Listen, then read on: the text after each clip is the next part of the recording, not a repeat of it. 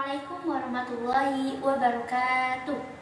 Hai semuanya, perkenalkan nama saya Alma Resa, mahasiswi Prodi Pendidikan Agama Islam semester 6A STAI Al-Hikmah Jakarta.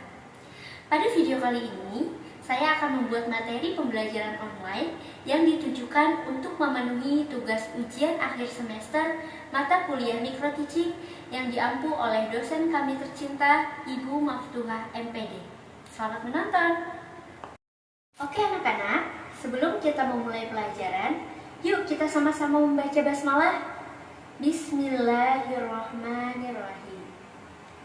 Oke, Ibu punya pertanyaan untuk kalian semua. Siapa yang tahu hewan apa yang badannya besar, kupingnya lebar, dan belalainya panjang? Ya, betul, gajah. Hewan itu ada di dalam Al-Quran loh. Ada di juz 30, sebuah surah pendek yang menjelaskan tentang hewan tersebut. Surah apa itu? Ada yang tahu tidak? Ya, betul, surah Al-Fil. Surah Al-Fil adalah surah ke-105 yang artinya gajah. Surah tersebut berisi 5 ayat diturunkan di kota Mekah. Bagaimana sih bunyi surah Al-Fil? Yuk kita dengarkan sama-sama. A'udzu billahi minasy syaithanir rajim. Bismillahirrahmanirrahim. Alam tara kaifa fa'ala rabbuka bi ashabil fil? Alam yaj'al kaidahum fi tadlil? Wa arsala 'alaihim tayran ababil tarmihim bihijaratin min sijil faja'alahum ka'asfin ma'kul. Sadaqallahul azim. Baik anak-anak, telah kita dengarkan sama-sama pembacaan surah Al-Fil. Sekarang kita baca ya. Ibu baca terlebih dahulu, kalian setelah itu mengikuti ayat per ayat. A'udzu billahi minasy syaithanir rajim. Bismillahirrahmanirrahim. Alam tara kaifa fa'ala rabbuka bi ashabil fil? Alam yaj'al kaidahum fi tadlil? Wa arsala 'alaihim tayran ababil tarmihim bihijaratin min sijil faja'alahum ka'asfin ma'kul. Shadaqallahul azim. Baik anak-anak, sekarang kita simak artinya bersama-sama ya. Ibu baca ayatnya, setelah itu kita baca artinya bersama-sama. Alam tara kaifa fa'ala rabbuka bi ashabil fil? Yuk baca artinya sama-sama. Tidakkah engkau Muhammad perhatikan bagaimana Tuhanmu telah bertindak terhadap pasukan bergajah? Alam yaj'al kaidahum fi tadlil? Bukankah dia telah menjadikan tipu daya mereka itu sia-sia? Ayat ketiga, wa arsala 'alaihim tayran ababil. Dan dia mengirimkan kepada mereka burung yang berbondong-bondong. tarmihim bihijaratin min sijil, yang melempari mereka dengan batu dari tanah liat yang dibakar. Faj'alahum ka'asfin ma'kul, sehingga mereka dijadikannya seperti daun-daun yang dimakan ulat. Baik anak-anak, itulah arti dari surah Al-Fil. Lalu, apa sih isi kandungan dari surah Al-Fil? Mengapa ya surah Al-Fil itu diturunkan? Baik, Ibu akan menjelaskan mengenai asbabun nuzul atau sebab-sebab diturunkannya surah Al-Fil tersebut. Simak baik-baik ya. Jadi, pada zaman dahulu ada seorang raja yang bernama Raja Abraha.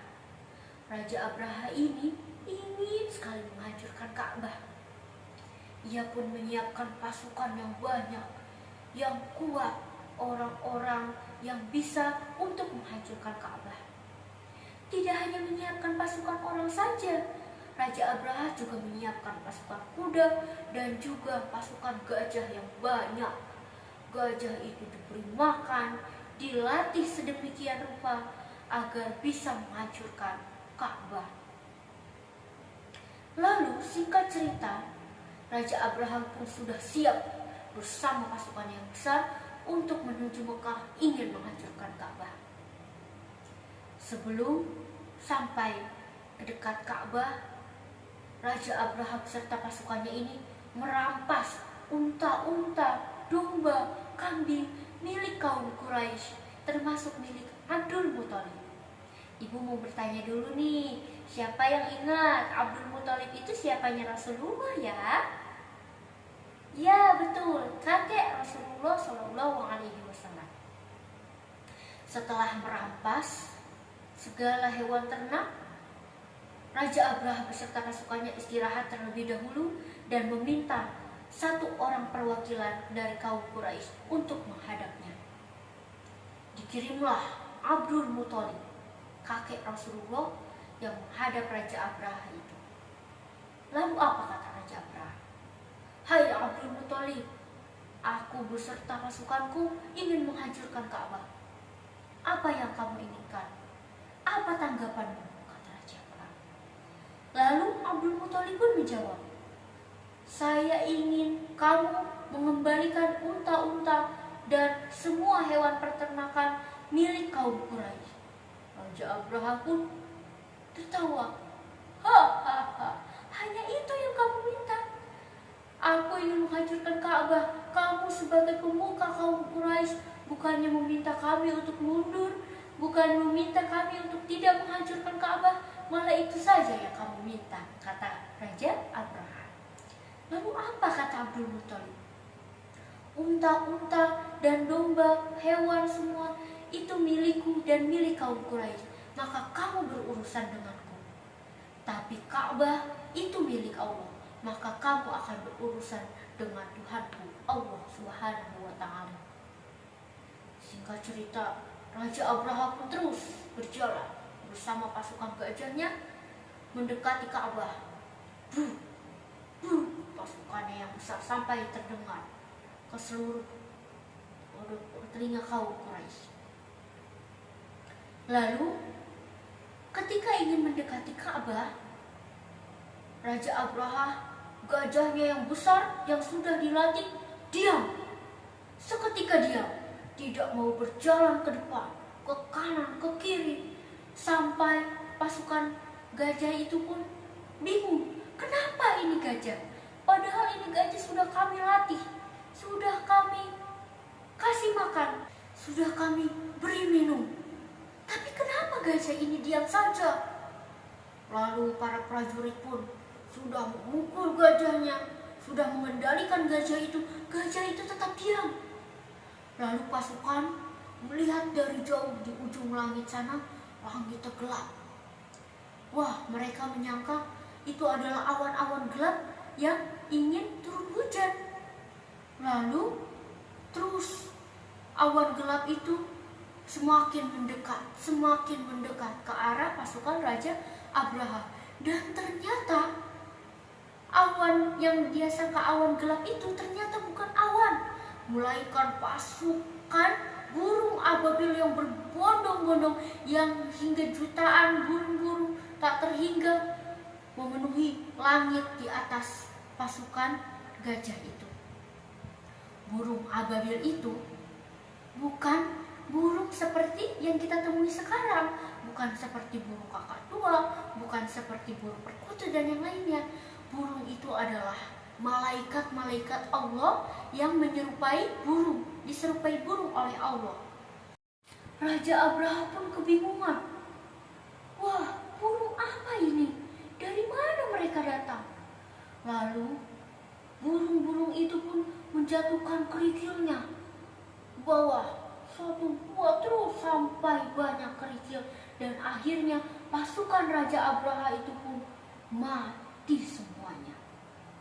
Sampai gajah-gajah yang besar itu pun semuanya habis mati karena terkena kerikil dari api neraka itu.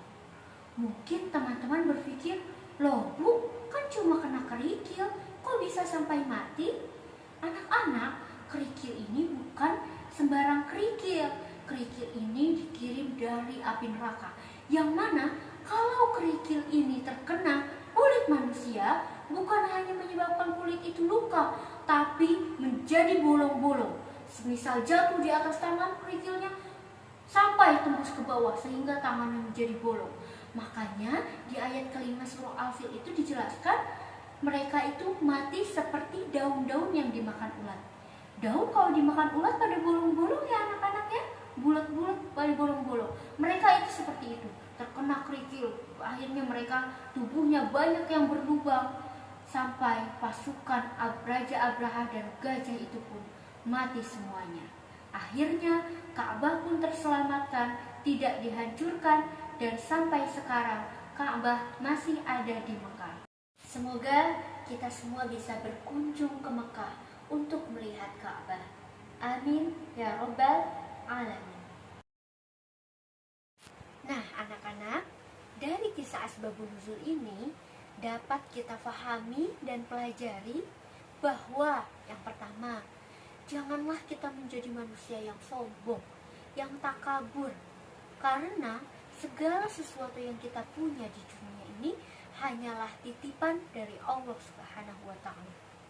Yang kedua, kita tahu bahwa hanya Allah lah satu-satunya Tuhan yang Maha Kuasa. Ia Maha menghendaki apapun yang terjadi di alam semesta ini.